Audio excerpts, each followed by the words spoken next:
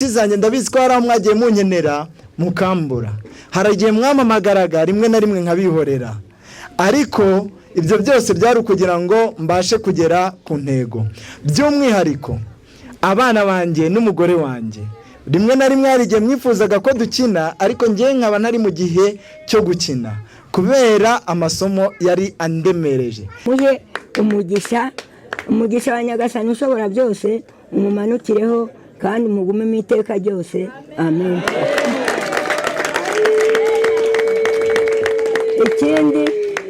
Ikindi mwemereye twamusabiye umwana w'umukobwa barabana barumvikana neza none Imana yaduhaye umugisha ibaha urubyaro babyare basubizeyo nta mahwa.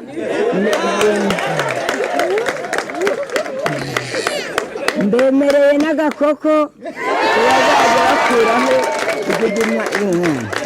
Yatugiriye ubuntu bugeretse ku bundi kwiye gushimirwa Imana yaturire. Yatugiriye ubuntu bugeretse ku bundi uyu dogita yaramurinze yatsi yarabarinze ababyeyi yarabarinze kiye gushimirwa Imana yaturinze.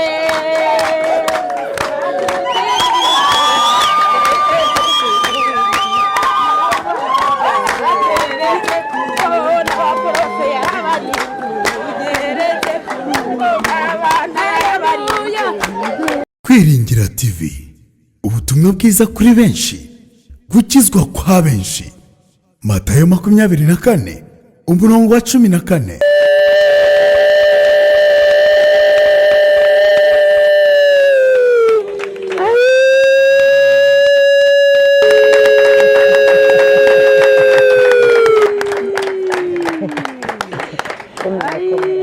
Reka twongere tubasuze kandi tubifurize kugira ibihe byiza mwebwe mukunda kandi mukurikira Kwiringira TV. Nizere ko muguwe neza kano kanya turi mu ngirgi.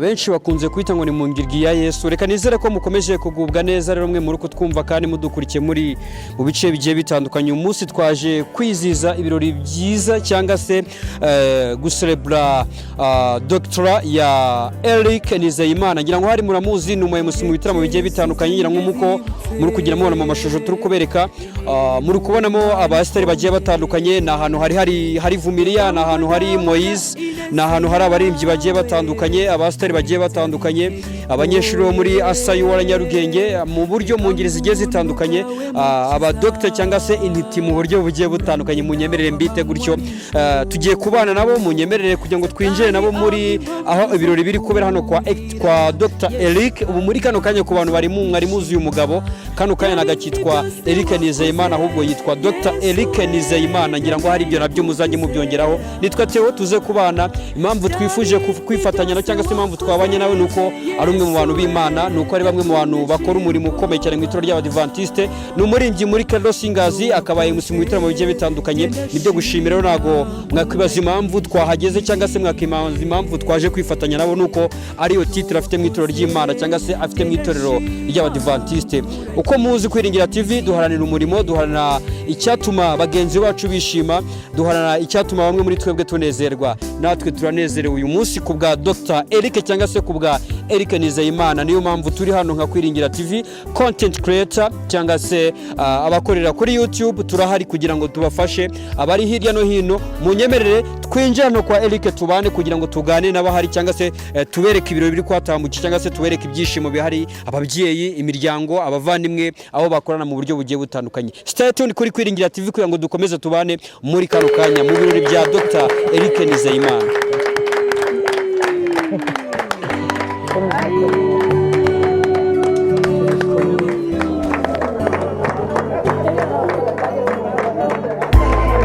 Bari ku nkanda.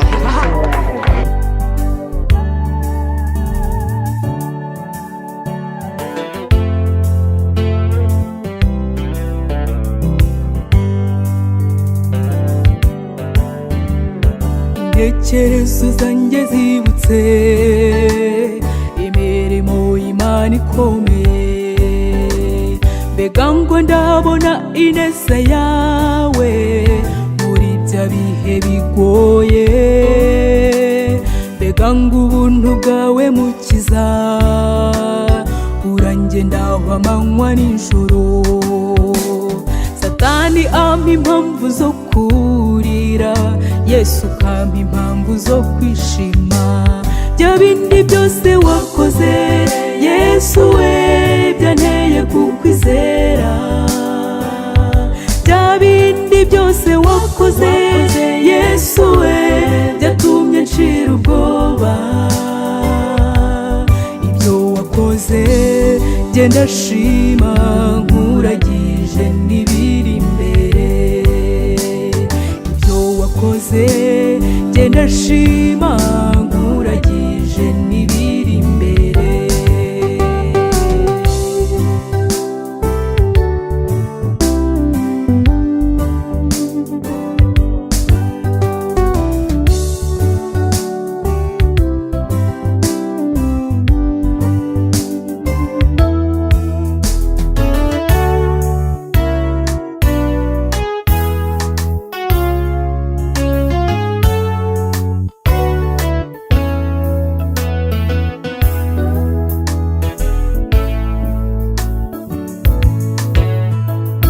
Ibyantera umubabaro biratondetse imbere yanjye, ibyantera kubaho nshenguwe biratondetse cyane,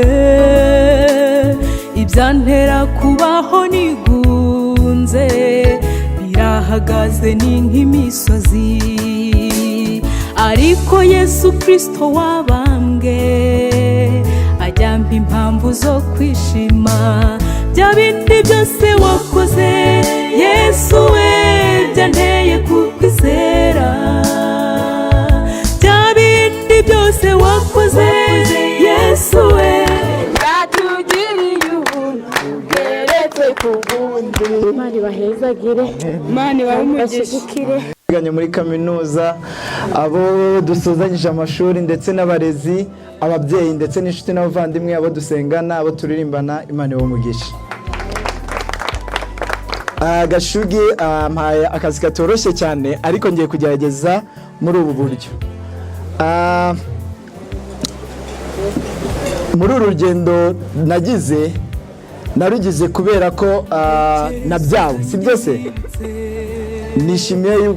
Nishimiye yuko ubu ngiye kubereka umubyeyi wanjye, sibyo? Reka nsabe mama aho ari ahaguruke mu cyubahiro cye.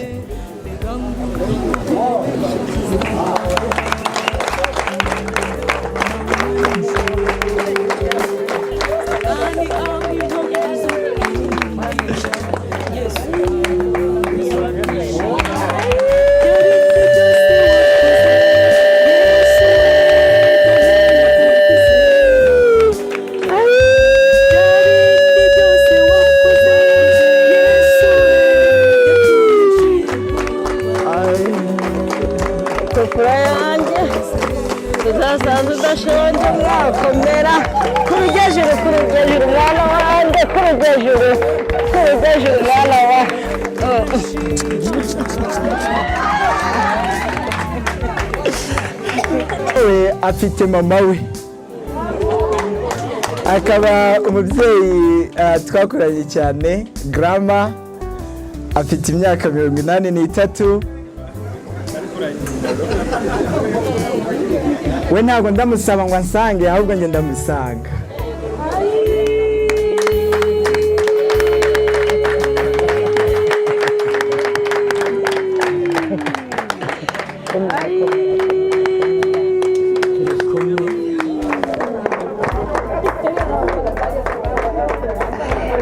Bari ku nkanda.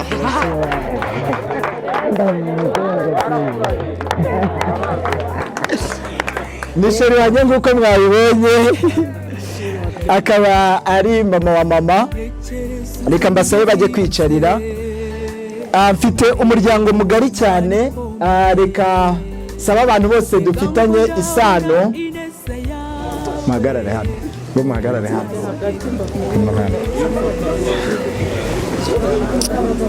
hagarara vumare buriya mu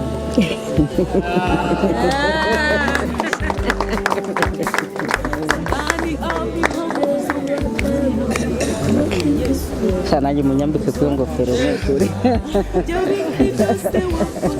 nabaye nyina wa dogiteri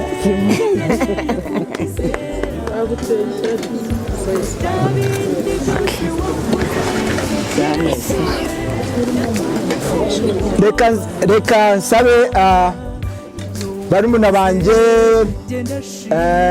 bari ahangaha ishiki bagenda ndabona ataje bahaguruke.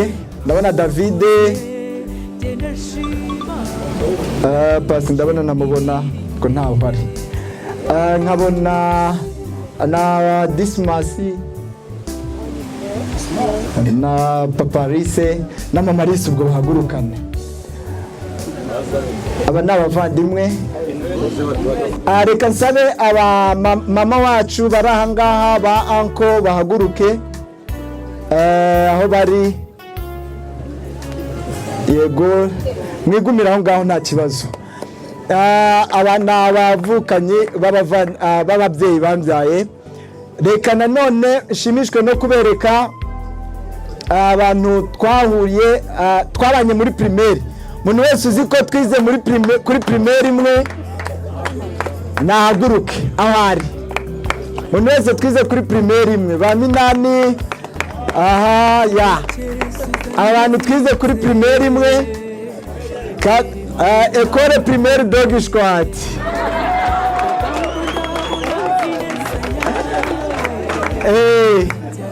Nibiyicarire. Hari abantu twiganye muri secondaire, abo twiganye muri groupe scolaire Lambura Garso nababonye. Umuntu wese wize muri groupe scolaire Lambura Garso Ismaili, ariko barahari abo twize kuri kaminuza imwe ya Kiste baho bari nabo bahaguruke. Muhaguruke rwose, abantu bize muri Kiste bose bahaguruke. Ni abantu benshi cyane twabanye muri kaminuza tujyana n'ibihe byiza cyane. Ni abantu bambere urugero rwiza. Ndakeka muri masters ndakeka ntabahari, ariko hari umuntu twaganiraga cyane niga masters nawe ari gukora ishuri ryo muri Nigeria namubonye Fabrice. Ubwo nawe ni nkaho twiganaga ko twari parallel. Reka nsabe abantu bose nabereye pare n'abafasha babo nabo bahaguruke. Ubwo nabo nabereye Garso Beneri barimo n'abandi bose batandukanye.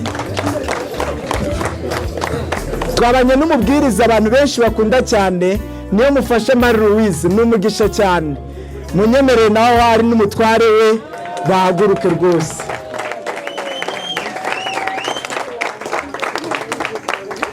Ahantu laboratoire nirirwagamo nabaga ndi kumwe na the people that we used to be together in the lab, in the IoT lab, to stand up wherever you are because you have been the key point of this achievement.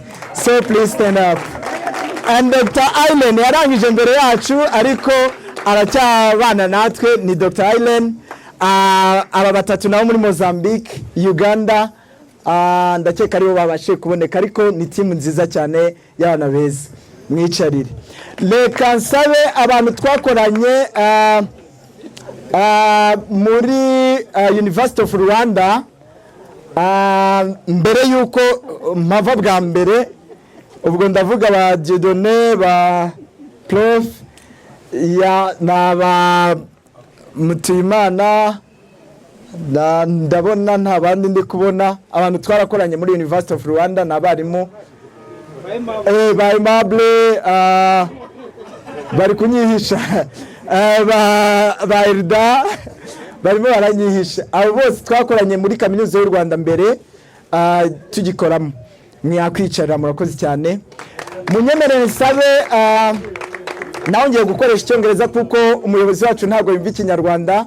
I'd like also to welcome the people that we have worked together in African Institute for Mathematical Sciences, led by Dr. Eline Otieno from Kenya. So I'd like to welcome everyone from AIMS to stand up together with their wives. I don't see Daniel. Where is Daniel? Daniel is there, and as well as Jiro, so we're together in EMS. Muranyemerana none nakira umuryango mugari wa Asayura Nyarugenge, abantu dusengana tubana umunsi ku munsi, bantu banyigishije Imana bose nibahaguruka aho bari mu mpande zitandukanye. Hari abantu b'umwihariko, mbere yuko njya kuri abantu b'umwihariko, hari abandi bantu dusengana hano Ngiryi mu itorero rya Ngiryi, abahari nabo bahaguruke.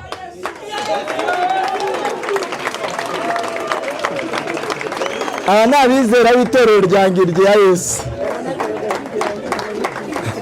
Naze mbona ba Eric, ba Vanek, sinzi niba bakirimo, ba Isayi, abantu duturanye hano hirya, izi ngo zose zituzengurutse, namwe muhagurukaho muri, abantu bababone rwose.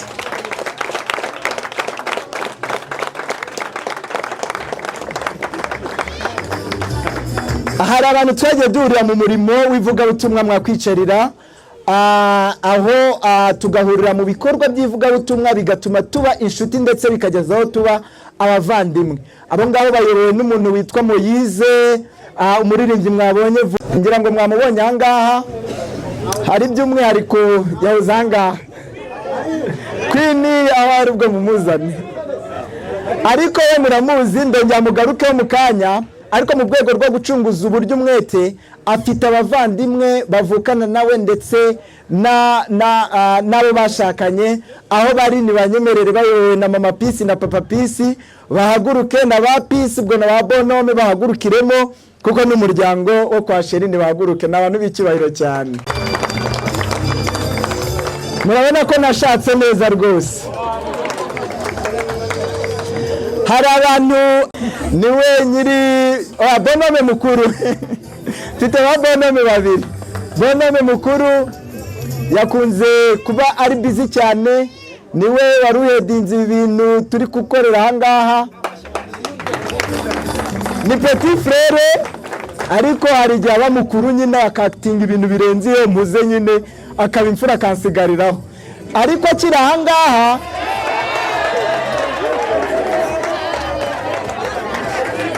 akiri aha ngaha ntabwo yari yuzuye, reka dusabe umufasha we amwegere buzure. Zana umwana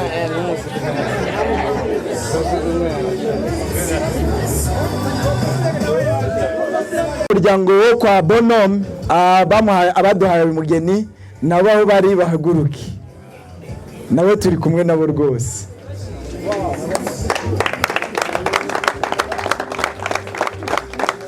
Munyemerere nakire itsinda ry'umwihariko, itsinda ryitwa True Friend. Alia Night. Nibaze hano abana banje, ndakeka ko mwaryohewe, n'abaje nyuma amafunguro ndakeka gihari begera meza. Muganga namubonye hariya yegera meza rwose, protocol dufashe, kandi n'abandi mwese mwiyumve mwikaze. Uwo ntabashije kugezaho ngomba hari abantu ariko nabavuze bose, ndakeka bose nabavuze.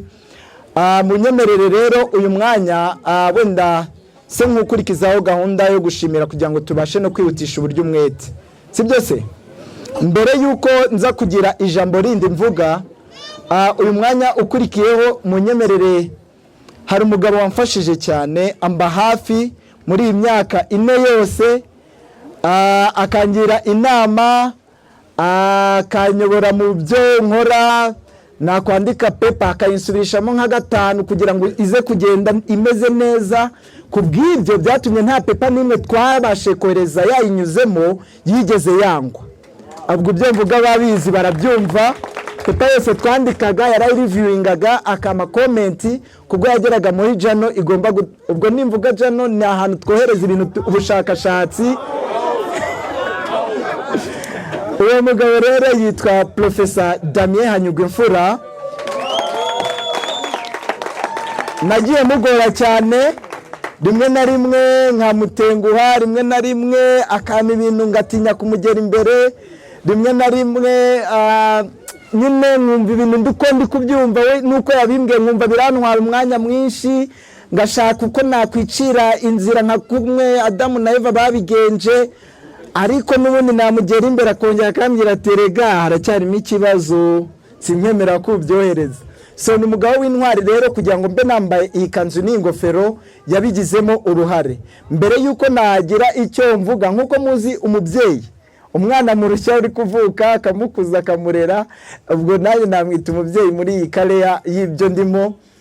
Munyemerere muhe umwanya mutoya kugira ngo munumve uko avuga ikinyarwanda noneho bashe no gusuza iyi congregation. Ariko mbere yuko avuga mbere yuko mfatwa cyangwa ntoranywa kugira ngo nsubire kwiga hari umubyeyi wampaye recommendation aravuga ati uyu muntu muzi ububasha bwo kuba yabasha kugenda kiga ibi bintu mumushakira. Yari boss wanjye arabinyemerera ndagenda njya kwiga. Nubwo namwakeye mu itsinda ryabo twakoranye reka nongere sabe Dr. Arin afate umunota umwe uko aravuga gashuge afata indi mikro arasemura. Dr. Arin, as you are one of the recommender who gave me the recommendation on the first time when I was going to do my PhD. So I'd like to welcome you for like short words. I know you can't miss what to tell the congregation. So please, Dr. Arin, if you allow me, please, you can speak in English or in Swahili and the MC will translate. Thank you. Okay, thank you very much for having me, Dr. Eric. And all the other people, all protocol observed. Congratulations. This is a really, really special day. And we always joke that while he was working very hard and we were enjoying ourselves, we were waiting to come and celebrate today.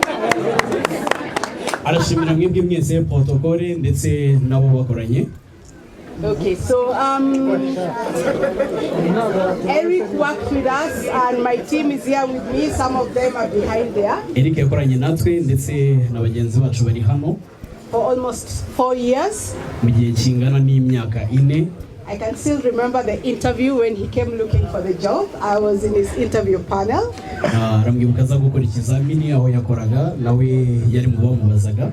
But today we are here to celebrate the goodness of God.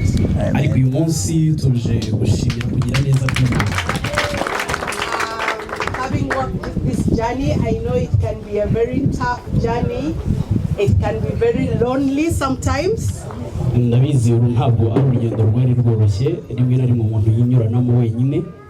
before I say anything else, I also want to thank the family, especially the owner of the PhD, the lady.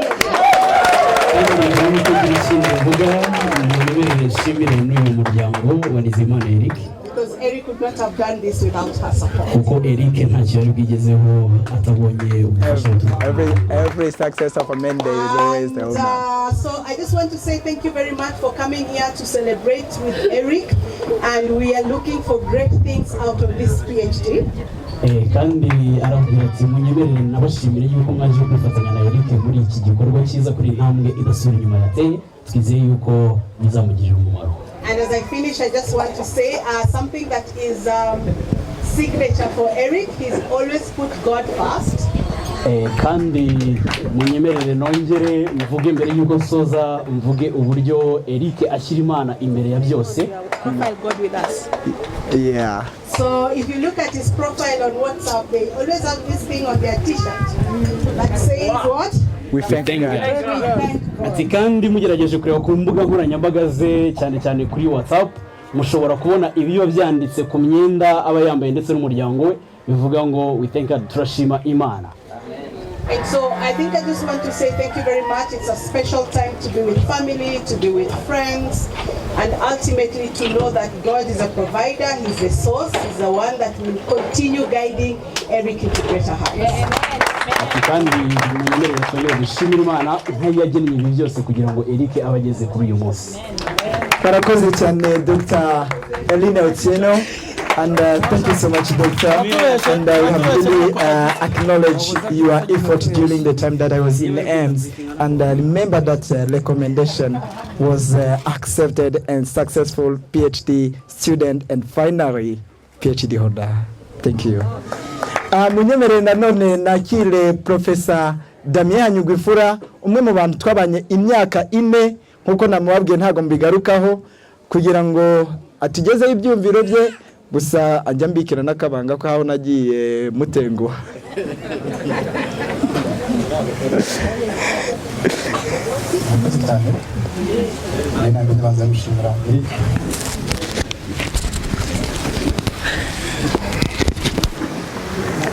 Murakoze cyane.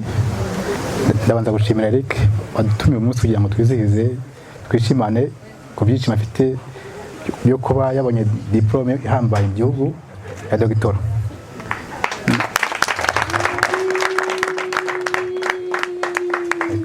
N'urugendo rutoroshye rukomeye bisaba umwanya, ubwitange no kudasinzira. Hari ibintu byinshi bisaba ko areka, cyane cyane ko yize ataha mu rugo byari bitoroshye kuko iyo wiga utaha mu rugo ufite ibibazo byinshi urana by'urugo, amakwe bamutumiramo ibibazo byose by'urugo ugasanga biratuma atiga. Ariko yashoboye kujya abikoresha byose, sinzi wenda murabizi ko yagiye abwira ngo simpari ni mu mashuri wenda ntaze mwamutumyemo, nuko yarakora akazi katoroshye bigiye mu rwose ntabwo warangiza. Nanjye nakoreye PhD hanze ntabwo nari mfite hafi y'umuryango hamwe, ariko byatumaga niga gukora ko ntabwo ifite abantu byinshi bindangaza. Ariko yekora ko ari mu rugo hari ibintu byinshi byatumaga adakurikiza amasomo ye. Ndamushimira ko yashoboye gukurikiza amasomo, gukurikiza igihe twamaye agashaka kurangiza. Twamaranye nawe igihe kirekire na mbere yuko ajya kwiga twarakoranaga muri department imwe, nyuma yahoza kuza ajya aradusiga ajya muri MC abaragiye, nyuma yahoza kuza aza kwiga none duhura nyine muri Center of Internet of Things ariyo arangije mu PhD ari abanyeshuri 12 hamwe na mugenzi we Asingure mu Ruganda. Ni ikintu cyo kwishimira cyane ko kugira ngo dushobore kubona abanyeshuri 12 barangiza mu mwaka umwe kuri rwa Dr. Ni ikintu cyo kwishimira cyane bitewe nuko nabo bakora cyane, bazi icyo gukora kandi natwe twabafasha mu bikenewe kugira ngo bashobore kuba barangiza. So ni gushimira cyane, sinzi ko bita mu Kinyarwanda congratulation, ariko mu kindi baravuga ngo ni gukeza. Ndagukere cyane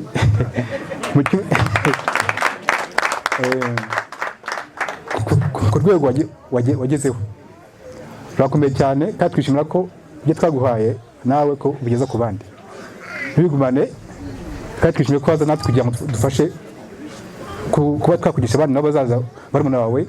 Twishimira ko n'uzaza tugafatanya kugira ngo dukomeze gutanga ubumenyi ku bandi bantu bose. Niba ari gutuma n'abantu bose wenda si wenyine na bagenzi be wenda barangije, kuko ejo kwa gatatu nibwo kwa gatanu nibwo twari kumwihuye tubanye diplome. Tubashimira nyine ibyiza bagezeho hamwe na Minisitiri w'Intebe nawe yarahari na Minisitiri w'Uburezi.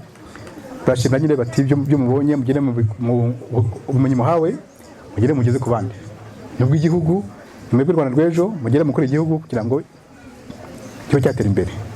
So ndishimira nje kuri ubwo butumwa nanjye eruka nawe namuha kugira ngo akomeze, kuko twakoranye nawe cyane n'umuhanga, nuko wenda ngo yagiye agira nawe PhD n'iragora, ariko yarageje kugira ngo arangize ku gihe. Ntabwo kuko ubundi yatangiye afite imyaka agomba kurangiza mu myaka 4, tumva nta byiza arinza cyane nk'abandi. Yize ku gihe arangiza ku gihe neza, kuko imyaka 4 ishize ndumva ine ntabwo irarenga. So ni cyo kwerekana ko yize afite ubushake n'umurava n'umwete, bigatuma ashobora kurangiza ku rwego rwa dogitara. Kandi twishimiye ko azakora iby'igihugu kimusaba. Ubu ni ambasaderi wacu kugira akomeze kutuvugira cyane kugira ngo yerekane ibyo twamuhaye nawe ageze ku bandi. Ndabashimira cyane mwese mwashoboye kuza kwifatanya nawe muri munsi. Twese twishimira urwego Eric agezeho n'umuryango we. Murakoze.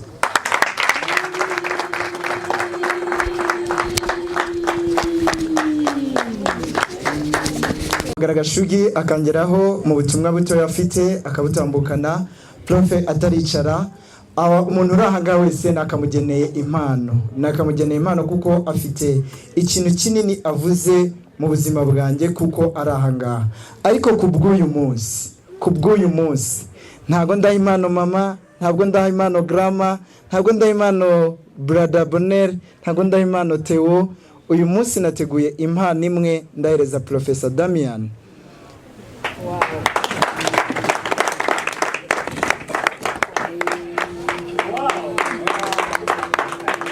Ni impano ntoya ariko iriho amagambo avuga ngo mu rurimi rw'icyongereza. Professor Damian Anyurwifula, no words can express my gratitude to you for your contribution towards this life-changing achievement. You have been a strong pillar during this PhD journey. Thank you. May God bless you. Numbers chapter 6, 24 up to 26. Elikaniza Imana, October 2024. Muyani magambo mu Kinyarwanda biravuga ngo nta magambo ashobora gusobanura ibyishimo mfite mu kugira uruhare mu kugeza kuri iki gihe kibasha guhindura byinshi mu buzima bwanjye. Wabaye ifatiro muri urugendo rw'aya mashuri ndangije rw'amashuri. Warakoze cyane. Imana iguhe umugisha. Urasoma isomo riri mu kubara igice cya 6 murongo wa 24 kugeza 26. Eric nugwaye impano. Niyo munyemereye mwatambukana imbere nkabashyikiriza impano ntoya cyane ariko imvuye ku mutima.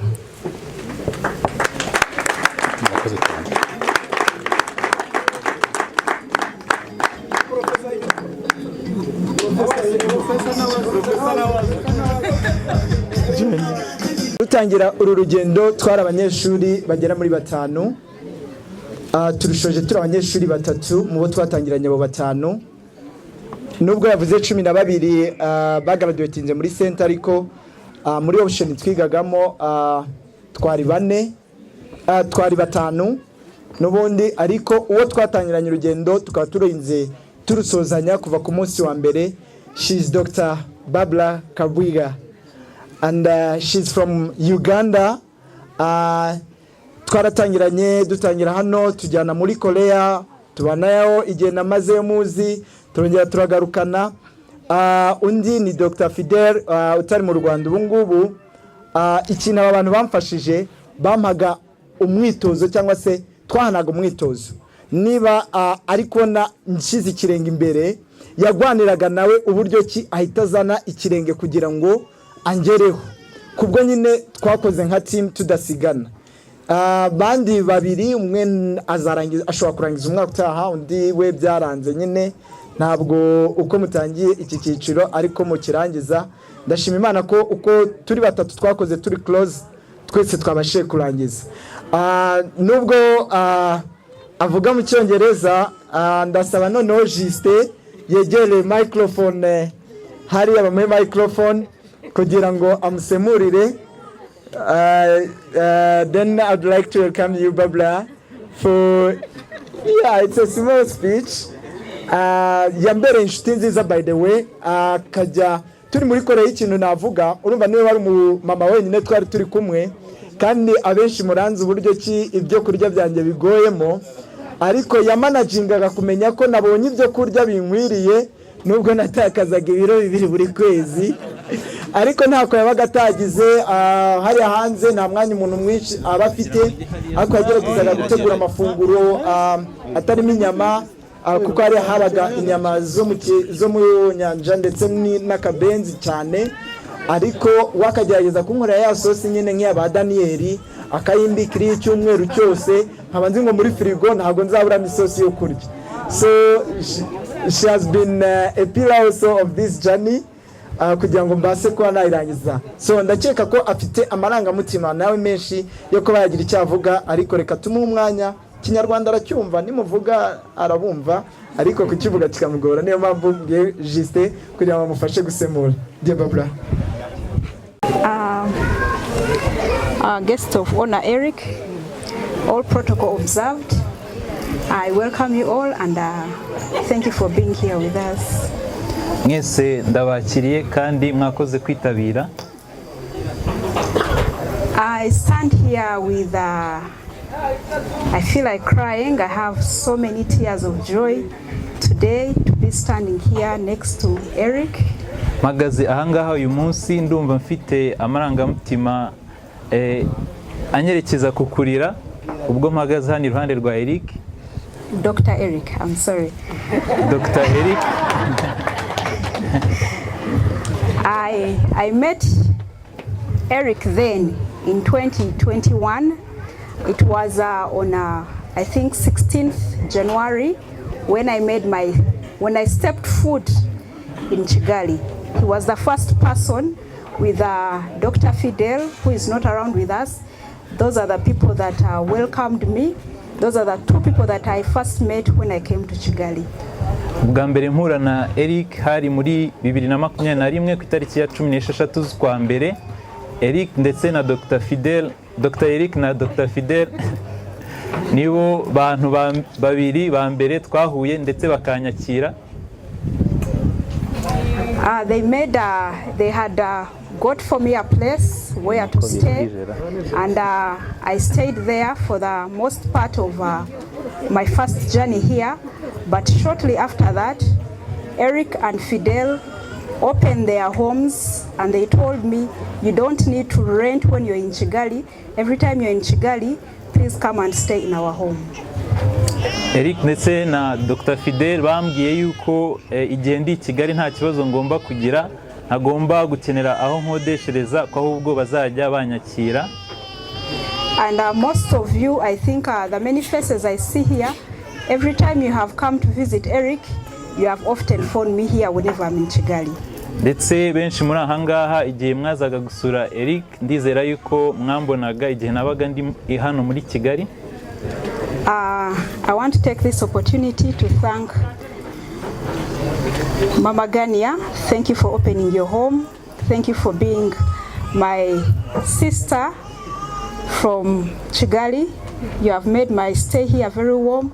I feel welcome, and every time I come to Kigali, I know where to stay. Thank you so much. Ndagushimira nawe Mama Gania kuba waremeye gukingura umuryango ukatwakira mu rugo ukambera mushiki wanjye w'i Kigali. Imana iguha umugisha kubw'ibyo ngibyo. The journey that we started partly in 2020 because of COVID, but in 2021, that's when I moved to Kigali, and we have been on this journey as a team, like Dr. Eric had said. Urugendo twarutangiye muri 2020 ndetse muri COVID, hanyuma tuza kurukomeza muri 2021. And it has been teamwork throughout, and that's why we have been able to all finish at the same time.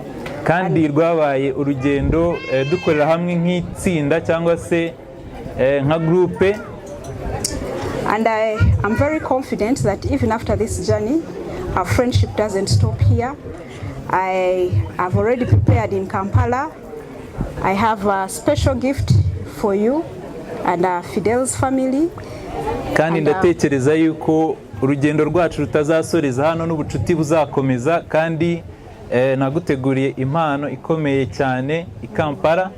Yes, it's in Kampala. When you visit Kampala, I even told Prof. Daman, when you find time and you'll come to Kampala, I'll be very grateful to welcome you and revenge.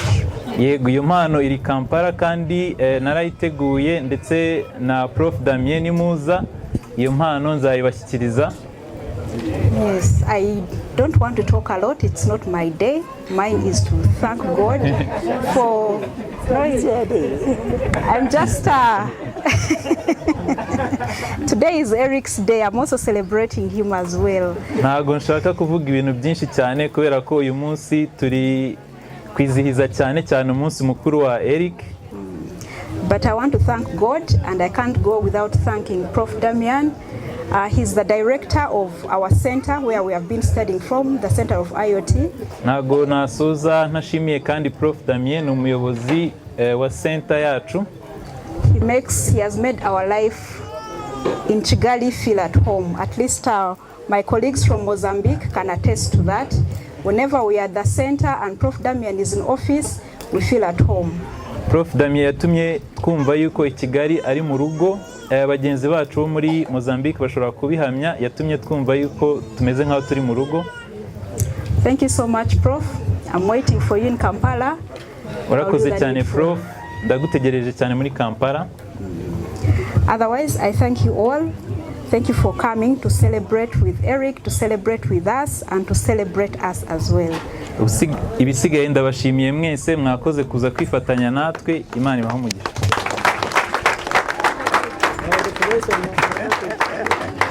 ngira ngo ngana ku musozo ni ijambo rimwe nanditse mu gitabo nanje kubashima no gushima Imana yangejeje kuri uyu muryango.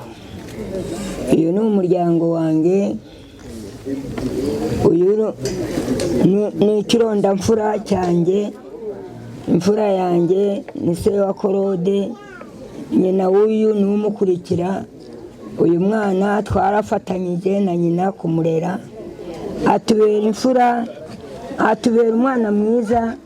Mbese nta kintu na gike yabagamyeho ku byerekeye amashuri. Twamwohereje mu ishuri, yemera kwiga, yiga neza, yiga neza. Aho agiye kunanirwa tukamufasha. Noneho ubwo igihe cyarageze, umufasha wanjye yitabye Imana. Uyu mwana ari muto, mufatanya na nyina kumurera, ariko tumwohereje mu ishuri aratwemerera kandi arabyakira, abifata neza ku buryo ntabwo yigeze abogama. Nari mfite n'umuhungu wanjye basa n'abakurikirana, Jean Pierre na Yohani Batisita, bamugemuriraga ku Kibisabo hagiye kwiga, bakemera kugenda n'amaguru, yemera kwikokora kugira ngo nge na nyina tubone enerevari y'uyu mwana. Ubundi hanyuma yageze igihe ariga aratsinda, agera igihe agera hano mu mashuri baramwigisha, nawe agira abo yigisha, abasaba ko ati bavandimwe ndi kubigisha kandi nanjye narigishijwe, ariko ngiye gushaka ubundi bumenyi hanze. Mwaramufashije, mwese muramufasha, Imana imugenda imbere, nimafatanya n'Imana. None amashuri arayashoje, shima Imana n'abantu mwadufashije. Nyagasani amuhe umugisha, umugisha wa Nyagasani ushobora byose umumanukireho kandi umugume mu iteka ryose. Amen.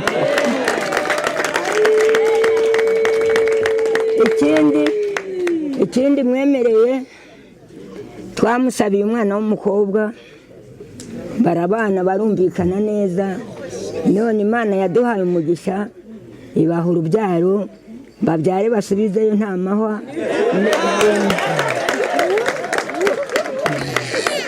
Mbemereye n'agakoko bazajya bakuraho igigima y'umwana.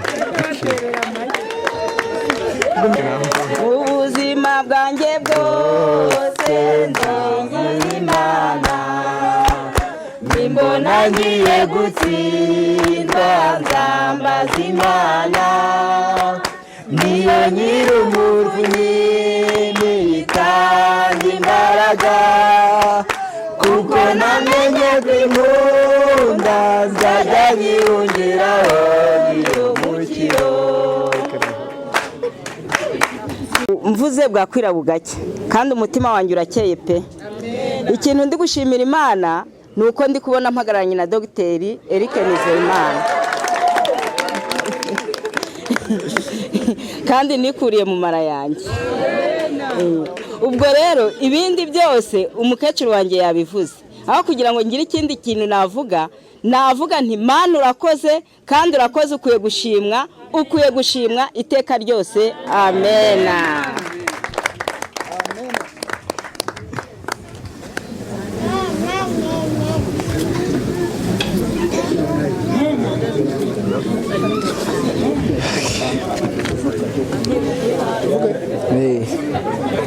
Magari ya se. yashugiye ndemitwe washyiramo gukata keke bagahita bazitanga ikinyobwa cya kabiri. Murakoze cyane. Turi hano nka Credo Singers, abaririmbyi ko hari n'abanyamuryango ariko abaririmbyi bajya ku ruhimbi. Twishimiye iterambere rya Eric mugenzi wacu mu gihe cyose yamaze ari hariya muri rap. Mu by'ukuri ntabwo ari ukuvuga bya bintu abantu bavuga kuko bahaze tofu. Eric igihe twamushakiye muri gahunda za korali ntabwo twigeze tumubura kubera yuko ari muri rap. Yewe hari n'ubwo byabaga ngombwa ko atubwira ati mudusanga muri rap aba dukorera wenda niyo repetition, ariko ntabwo doctora ye yigeze itubangamira nka korali. Rero ubwo niyo ngofero nshatse nanjye nayikoramo kuko ubwo ngubwo turayikuye Eric. Imana igumugisha kandi ikwagure. Uru ni urwibutso rutoya mu binini dushobora kuzageraho, ariko for this time iyi ni Credo Singers, tuzirikana umuhate wawe kandi tuzakugiraho byinshi. Imana iguhe umugisha. Thank you.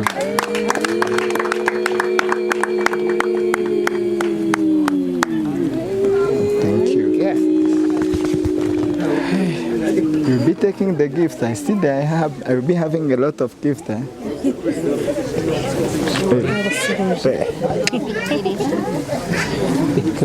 Ngiye kwifungura tuvuge shamuvuge murezima ko ndabona bwije.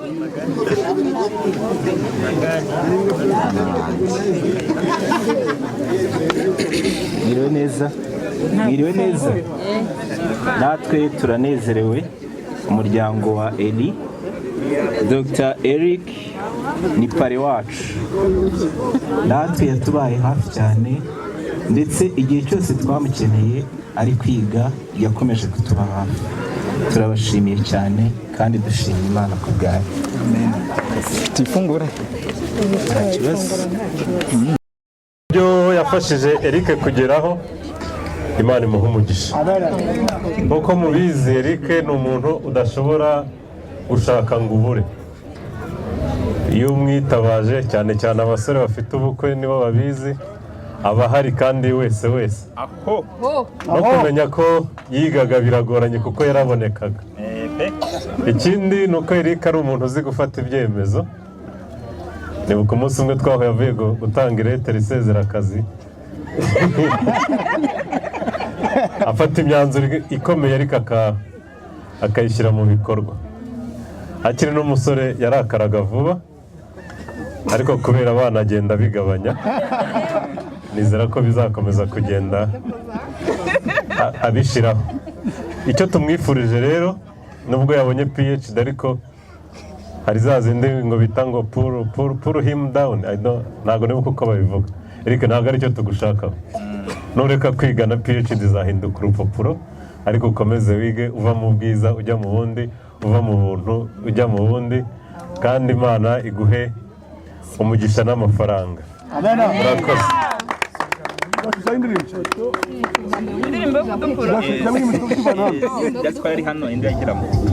Kigana ku mwisho, ntabwo njya gusubiramo iby'urugendo nakoze kuko naruvuga igihe kikaba kinini, ariko kimwe mu bintu nshaka kuvuga mu gika cyanditse gitangira igitabo nanditse kiri ahagana inyuma, ni iki ngiki ngiye kubabwira kuko wenda benshi ntimuzasoma icyo gitabo, ariko abazagira amahirwe bazabasha kugisoma. Mu mapaje yaho abanza hari amagambo nanditse yaragiraga ati: ndabizi ko ababyeyi mwambuze muri iki gihe cy'imyaka 4, ndabizi ko hari igihe mwashatse mukambura, nshuti zanjye ndabizi ko hari aho mwagiye munkenera mukambura, hari igihe mwamamagaraga rimwe na rimwe nkabihorera, ariko ibyo byose byari ukugira ngo mbashe kugera ku ntego. By'umwihariko abana banjye n'umugore wanjye, rimwe na rimwe hari igihe mwifuzaga ko dukina, ariko njye nkaba ntari mu gihe cyo gukina kubera amasomo yari andemereje. Ndabasaba imbabazi cyane, muri icyo gihe nari imuze, kandi mbizeza yuko ubu ngarutse ngarukanye ubutwari. Murakoze cyane. Kwiringira TV, ubutumwa bwiza kuri benshi, gukizwa kwa benshi. Matayo 24:14.